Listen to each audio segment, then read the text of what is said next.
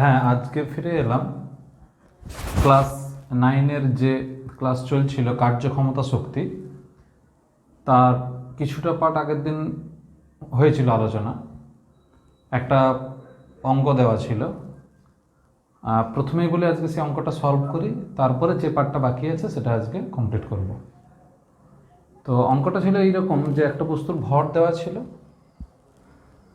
তার উপর একটা বল প্রয়োগ করা হয়েছিল, সে বল এবং কতটা সরণ হয় এবং একটা অ্যাঙ্গেলের কথা বলা ছিল, অর্থাৎ একটা কোণের কথা বলা ছিল। তো আমি সরাসরি অ্যান্সারেই চলে আসি। অ্যান্সার হবে ডাব্লিউ ইজিক্যাল টু, সম্পর্কটা ছিল এফএস কস থিটা। এটা আগের দিন বলেছিলাম যে এটা একটা কোণ বোঝায়, থিটা বোঝায়, অ্যাঙ্গেল। এফের ভ্যালু হচ্ছে 5 নিউটন, মানে 5। এস ছিল 200 সেমি, তাহলে 200/100 এটা হয়ে গেল মিটার, মানে 200-কে 100 দিয়ে ভাগ করলে মিটারে আসে। তাহলে এসআই এসআই হলো নিউটন, এটা মিটার হলো, আর cos 60 ডিগ্রি। ভ্যালুগুলো বসালে হবে 5 × 2 × cos 60-র ভ্যালু হচ্ছে হাফ, তাহলে 5 জুল। তাহলে অ্যান্সার হবে 5 জুল। অর্থাৎ এক্ষেত্রে ওই বস্তুর ভর কোনো কাজেই লাগবে না। ঠিক আছে, এবার আমরা আজকে আসছি যে পরবর্তী আলোচনা, যেটা ছিল শক্তি। আমরা প্রথমেই শক্তি থেকে শুরু করছি, এনার্জি যেটাকে আমরা বলি। তাহলে শক্তি বা এনার্জি হলো কার্য করার সামর্থ্য। আগের দিন হয়েছিল কার্য করার হারকে ক্ষমতা বলে, তো আজকে বলছি কার্য করার সামর্থ্য। এই সামর্থ্য ব্যাপারটা কি না, আমরা যে কোনো কাজ করতে গেলে যেটা লাগবে, তার মানে অ্যাকচুয়ালি কাজ করতে গেলে কার্যের সমতুল্য কিছু একটা লাগবে। সেই জন্য বোঝা হলো এই শক্তির ডেফিনেশন এটাই, কিন্তু হিসাব হলো একদম কার্যের রাশিমালা। পুরোপুরি কার্য বা ওয়ার্ক ডান বলতে যে রাশিমালা বোঝাবে তার হিসাব যা হবে, তার ইউনিট, ডাইমেনশন, মানে তার একক মাত্রা যা যা ছিল হুবহু সেম। সেই জন্য আমরা এখানে আর নতুন করে শক্তির হিসাব কিছুই করব না। তাহলে আমি এটুকু শুধু লিখে দিলাম স্টার চিহ্ন দিয়ে, যে শক্তির পরিমাণ সমান কার্যের পরিমাণ। শক্তির পরিমাণটাই কার্যের পরিমাণ। শক্তির একক মাত্রা সমান কার্যের একক মাত্রা। অর্থাৎ আমি যদি আরও ইজিভাবে বলি, তাহলে অ্যামাউন্ট অফ এনার্জি হচ্ছে অ্যামাউন্ট অফ ওয়ার্ক ডান, আর যে কোনো এনার্জির ইউনিট অফ ডাইমেনশন যা, সেটাই হলো ওয়ার্ক ডানের ইউনিট অফ ডাইমেনশন। একদম সেম টু সেম। সেই জন্য এই জায়গাটার নতুন করে কোনো কিছুই হিসাব করার দরকার নেই। এবার যেটা আসছি, আমরা যেই শক্তির, মানে আমাদের পৃথিবীতে বা বলতে পারি মহাবিশ্বে যত ধরনের শক্তি আছে, তাকে আমরা মোট 8 ভাগে ভাগ করতে পারি। তো সেই প্রকারভেদগুলো একটু আমরা জানব কি কি। যেমন 1 নম্বরে আসছি যান্ত্রিক শক্তি বা মেকানিক্যাল এনার্জি, আমি ইংলিশ টার্মগুলো বলে যাচ্ছি। 2 নম্বরে হচ্ছে আলোক শক্তি বা অপটিক্যাল এনার্জি বা লাইট এনার্জি। 3 নম্বর হচ্ছে শব্দ শক্তি, যেটাকে আমরা বলি সাউন্ড এনার্জি বা অ্যাকাউস্টিক এনার্জি। 4 নম্বরটাকে বলবো তাপ শক্তি, অর্থাৎ হিট এনার্জি বা থার্মাল এনার্জি। 5 নম্বরে তড়িৎ শক্তি, ইলেকট্রিক্যাল এনার্জি। 6 নম্বরে হবে চৌম্বক শক্তি, মানে হলো ম্যাগনেটিক এনার্জি। 7 নম্বরে হবে রাসায়নিক শক্তি, যেটাকে আমরা বলি কেমিক্যাল এনার্জি। 8 নম্বরে যেটাকে বলবো পারমাণবিক শক্তি, যেটাকে আমরা বলি অ্যাটমিক বা নিউক্লিয়ার এনার্জি। এই যে 8টা ভাগ, এই 8টা ভাগ আমাদেরকে মনে রাখতে হবে, এবং এটা শক্তির মূল ভাগ। মানে দুনিয়াতে যত ধরনের এনার্জি আছে সেগুলোকে সব এই কটার মধ্যে ভাগ করে দেওয়া যাবে। আর একটা কথা আমাদের প্রসঙ্গক্রমে বলেই রাখি, যেটা যদিও সিলেবাসে নেই তোমাদের, যে শক্তির এই যে প্রকারভেদগুলো আমরা দেখলাম, এদের যে কোনো একটা থেকে আরেকটাতে ট্রান্সফার হতে পারে, মানে রূপান্তর হতে পারবে, কিন্তু এই টোটাল ইউনিভার্সে টোটাল যে এনার্জির অ্যামাউন্ট সেটা কিন্তু কনস্ট্যান্ট বা আনচেঞ্জড।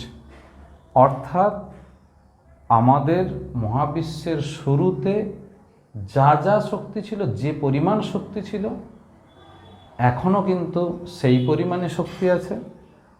শক্তি রূপান্তর হয় এইগুলোর মধ্যে একটা থেকে একটা। এই রূপান্তরের অসংখ্য উদাহরণ আছে, আমরা আমাদের ব্যবহারিক জীবনে দেখতে পাই, সেগুলো একটু মনে রাখার চেষ্টা করতে হবে। যেমন প্রসঙ্গত বলি, এই যে আমরা একটা হাততালি দিই, একটা হাতের শব্দ হয়, অর্থাৎ হাতে হাতে আঘাত লাগলে একটা শব্দ হয়। তাহলে কি হচ্ছে, আমরা একটা কাজ করছি, যান্ত্রিক শক্তি থেকে তৈরি হচ্ছে কি শব্দ শক্তি। শীত হলে আমরা এরকমভাবে ঘষতে থাকি, তখন দেখি হাতটা গরম হয়ে যাচ্ছে, তখন কিন্তু শব্দ খুব একটা উৎপন্ন হচ্ছে না।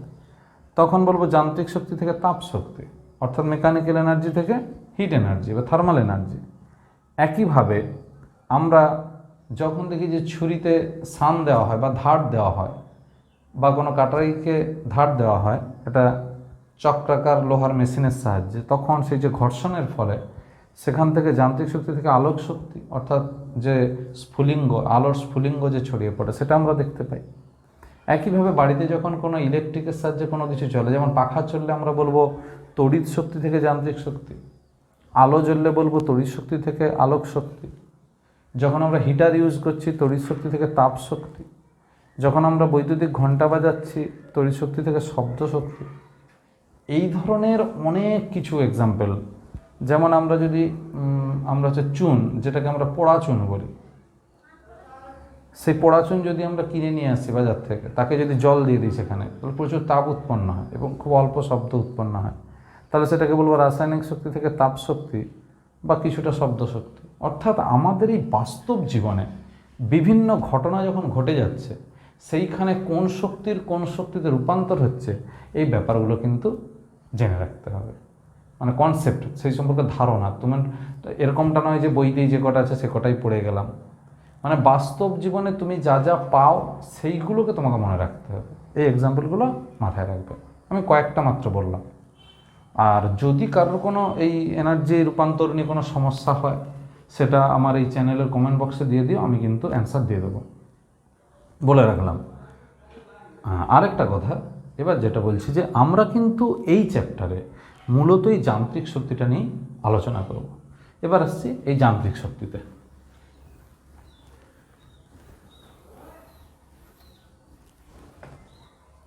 তাহলে যান্ত্রিক শক্তি যদি আমরা জানতে চাই ডিটেলসে, বা মেকানিক্যাল এনার্জিকে যদি ডিটেলসে জানতে চাই, তাহলে এর আবার দুটো ভাগ ছিল। একটাকে বলবো স্থিতিশক্তি, পোটেনশিয়াল এনার্জি, আর একটাকে বলবো গতিশক্তি বা কাইনেটিক এনার্জি।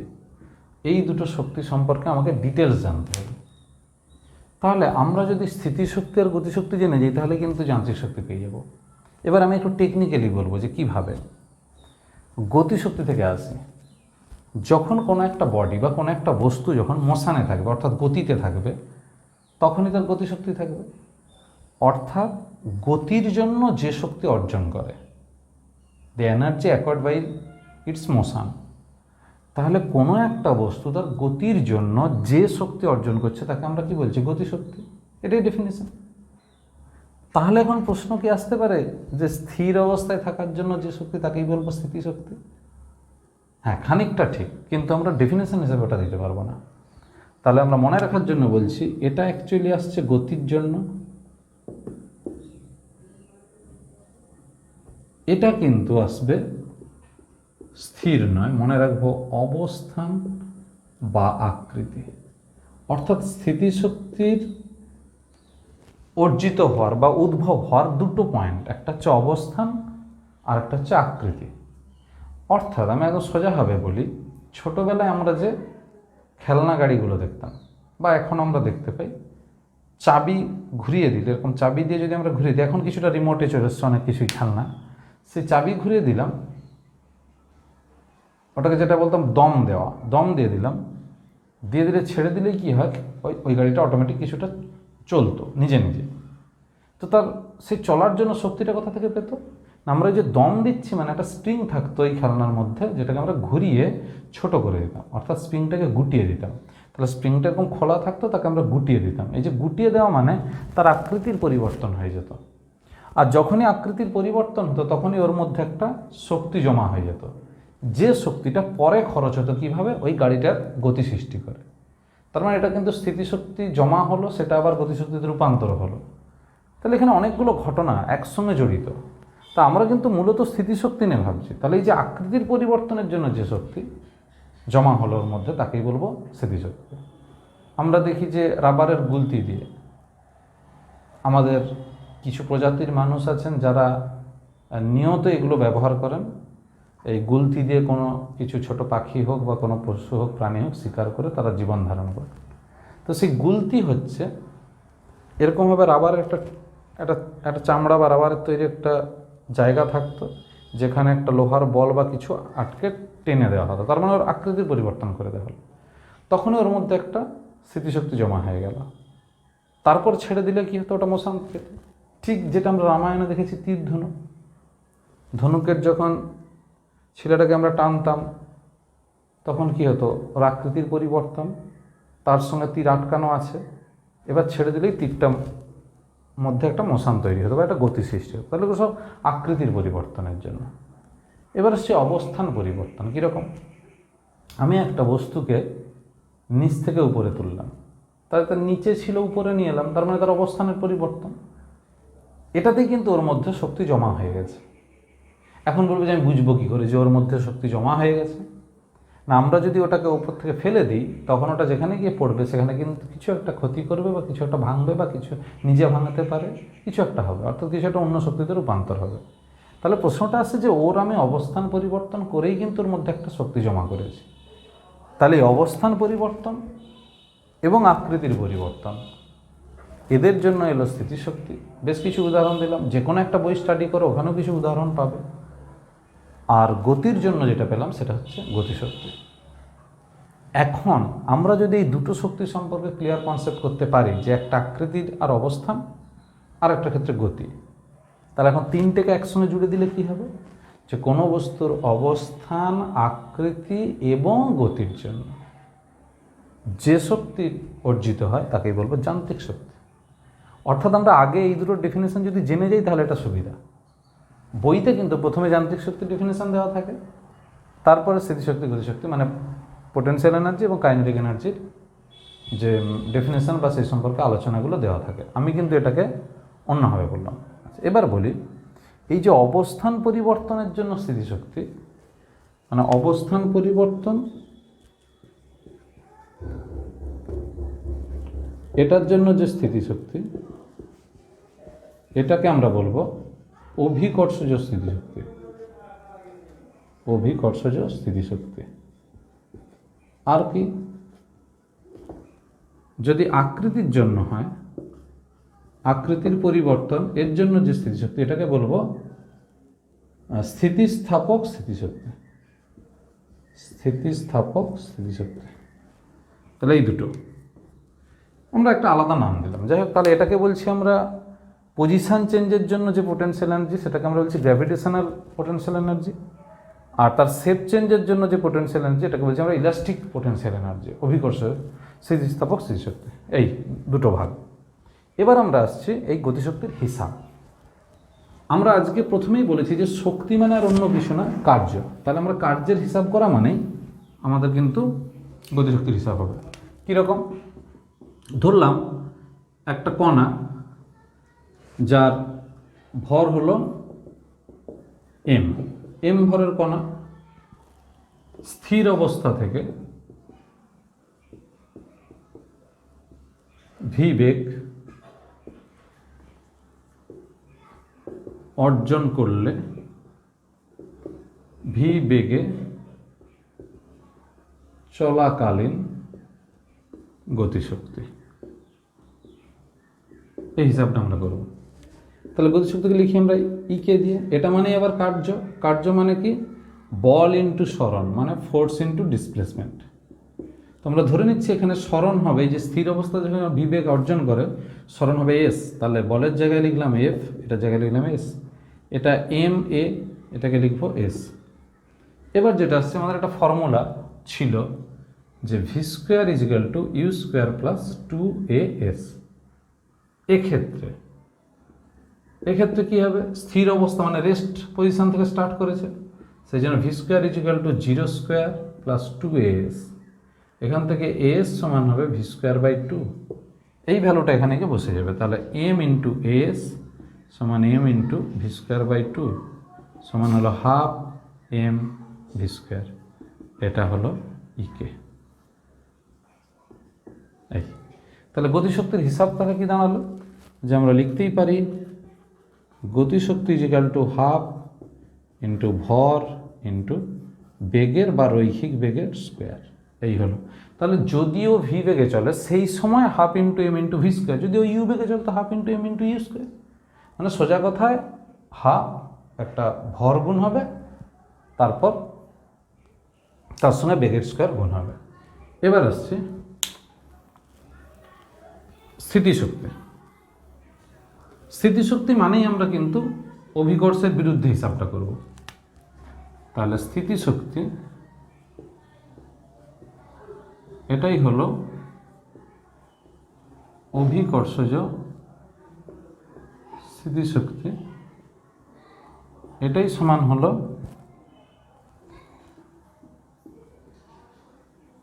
অভিকর্ষের বিরুদ্ধে ক্রিয়াশীল বল ইন্টু সরণ।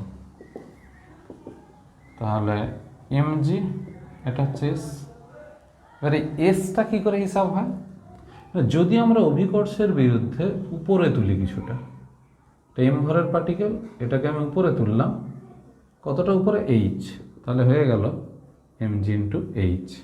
তাহলে আমি লিখিয়ে দিচ্ছি এক্ষেত্রে সরণ এস সমান এইচ। তাহলে এটাই হলো ইপি। অতএব স্থিতিশক্তি বা পোটেনশিয়াল এনার্জি, ওই জন্য ইপি দিয়ে লেখা হয়েছে, potential energy is equal two ভর ইন্টু অভিকর্ষজ ত্বরণ ইন্টু উচ্চতা। ব্যাস, এই দুটো এক্সপ্রেশন আমরা মনে রাখবো অঙ্কের জন্য। যদি কোনো বডির ক্ষেত্রে পোটেনশিয়াল এনার্জি বা স্থিতিশক্তি এবং গতিশক্তি অর্থাৎ কাইনেটিক এনার্জি যদি হিসাব করতে দেয়, তাহলে আমাদের কাছে এই দুটো ফর্মুলাই খুব ইম্পর্ট্যান্ট এবং কাজে লাগবে। এবার আমরা আসছি যান্ত্রিক শক্তির সংরক্ষণ, যেটা আমি একদম আজকে প্রথমে বলেছিলাম যে শক্তির সংরক্ষণ। এবার আমরা আসছি যান্ত্রিক শক্তির সংরক্ষণ। অর্থাৎ যান্ত্রিক শক্তি বলতে বোঝায় দুটো শক্তি, একটা স্থিতিশক্তি আর একটা গতিশক্তি। তাহলে স্থিতিশক্তির গতিশক্তিতে রূপান্তর হতে পারে, গতিশক্তির স্থিতিশক্তিতে রূপান্তর হতে পারে। টোটাল যে যান্ত্রিক শক্তি মানে মোট যে মেকানিক্যাল এনার্জিটা, সেটা কনস্ট্যান্ট থাকবে। এটা হিসাব করার জন্য আমাদের একটা ক্ষেত্র নেওয়া হয়, সেটা কি অভিকর্ষের অধীনে অবাধে পতনশীল, মানে ওখানে কোনো রকম কোনো ফ্রিকশনাল ফোর্স বা বাধা বল ধরা যাবে না, ওই জন্য অবাধে পতনশীল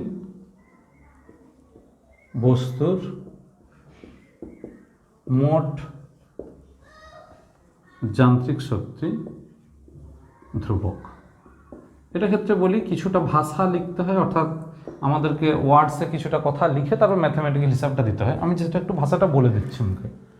মনে করি এম ভরের একটা বস্তু উপর থেকে নিচের দিকে পড়ছে, একদম এটা হচ্ছে ভূপৃষ্ঠ। তাহলে আমি ধরে নিচ্ছি ভূপৃষ্ঠ থেকে এই উচ্চতা থেকে তার গতিটা শুরু হয়েছে, এই অবস্থানটা এই।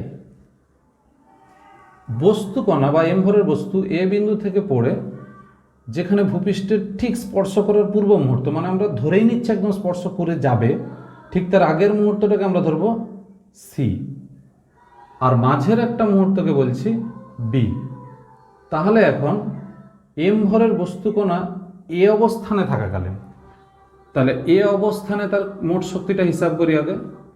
এ অবস্থানে মোট শক্তি EP is equal to M G H, যেহেতু মাটি থেকে এই উচ্চতায়, আর ওই সময় কণাটি স্থির থাকে, সেই জন্য half into m into zero square মানে গতিশক্তিটা সমান 0, অতএব মোট শক্তি ই সমান হবে ইপি প্লাস ইকে, এটা সমান mgh plus 0 is equal to mgh।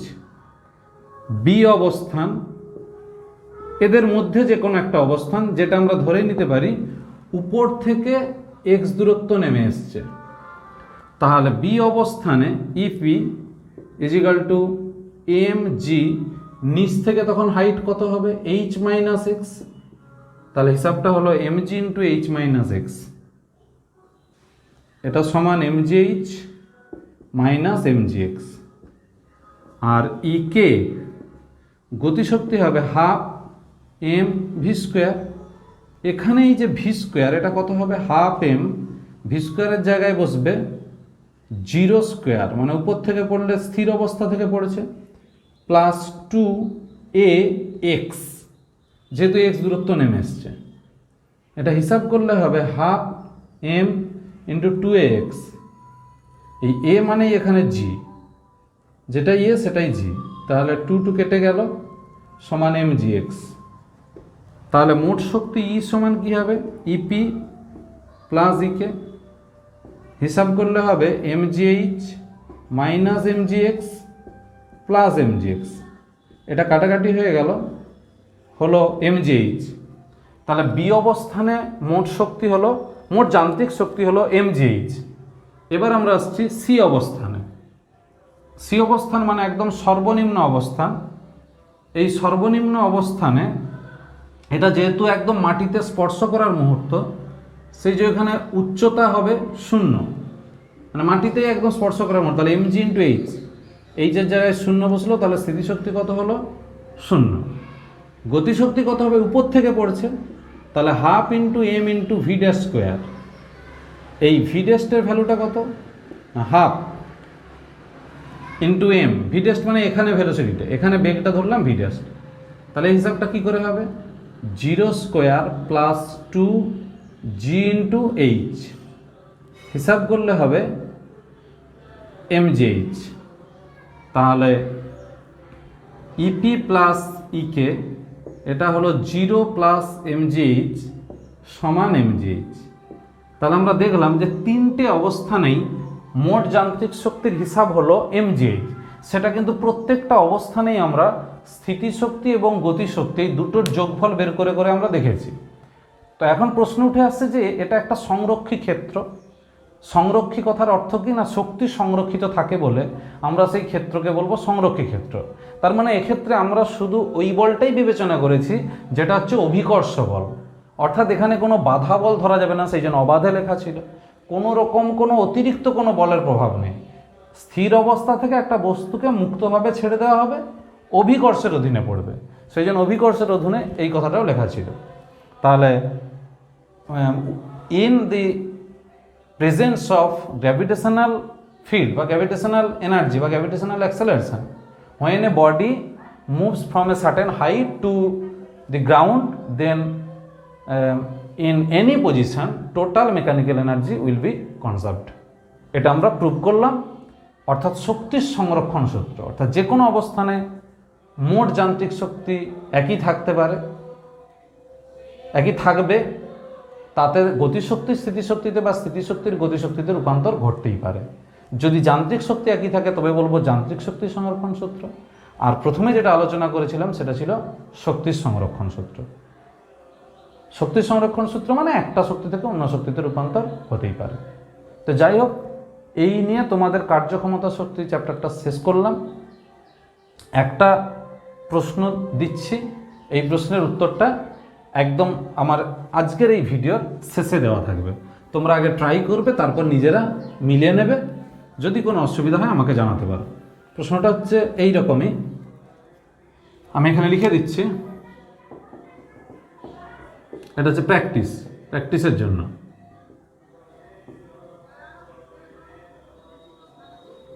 Calculate the kinetic energy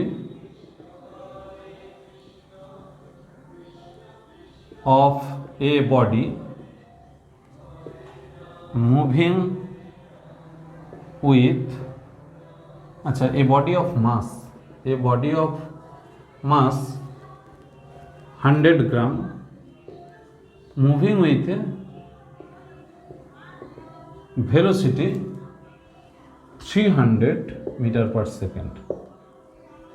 এটা আমরা হিসাব করব, অর্থাৎ 300 মিটার পার সেকেন্ড বেগে 100 গ্রাম ভরের বস্তুর গতিশক্তির পরিমাণ নির্ণয় করো। এর উত্তরটা তোমরা এই ভিডিওরই একদম শেষে দেখে নেবে। আর রোজকারের মতো একই কথা বলবো, যদি ক্লাসগুলো ভালো লেগে থাকে একটু লাইক বা শেয়ার করে দিও বন্ধুদেরকে, আর একটু সাবস্ক্রাইব বাটন প্রেস করে দিও, তার সঙ্গে বেল আইকন। কারণ আমার এই রকম ক্লাস 9, 10, 11, 12 ফিজিক্স পার্ট পুরোটাই আমি আপলোড করব আমার এই চ্যানেলে। তোমরা সঙ্গে থেকো এবং বাড়িতে থেকে পড়াশোনা করো, কোনো অসুবিধা নেই। আর যেটুকু যা প্রশ্নের ব্যাপার, প্রশ্নপত্র বা কোনো কিছু আলোচনার জন্য যা কিছু আমি তৈরি করছি ভিডিওতে, সেগুলো আমার ফেসবুক পেজে পেয়ে যাবে, একই নাম ফিজিক্স ই ক্লাস চন্দন স্যার, এই নামে যে পেজ আছে। আর কোনো কিছু অসুবিধা হলে অবশ্যই কমেন্ট করো। ভালো থাকবে। আজকের ক্লাস শেষ করলাম। কার্যক্ষমতা শক্তি অধ্যায়ের যে অঙ্ক দেওয়া ছিল তার উত্তরটা করে দিচ্ছি এখন। গতিশক্তি বা কাইনেটিক এনার্জি, যেটাকে আমরা ইকে দিয়ে লিখি, সমান 1/2 mv²। এম মানে হলো ভর বা মাস, তাহলে এখানে 100 গ্রাম ছিল, ওটাকে কেজি করতে গেলে 1000 দিয়ে ভাগ, আর ভি এর জায়গাতে বসবে 300, এটার স্কোয়ার। তাহলে 1/2 × 100/1000 × 300 × 300, তাহলে 1, 2 এই, তাহলে 4500 এত জুল। এই হলো গতিশক্তি। এইভাবে আমরা ইউনিটটাকে ট্রান্সফার করে নিলাম, হয় সিজিএস নাহলে এসআই। থাকলো, তোমরা প্র্যাকটিস করো। কার্যক্ষমতা শক্তি শেষ, পরবর্তী অধ্যায়ে দেখা হবে।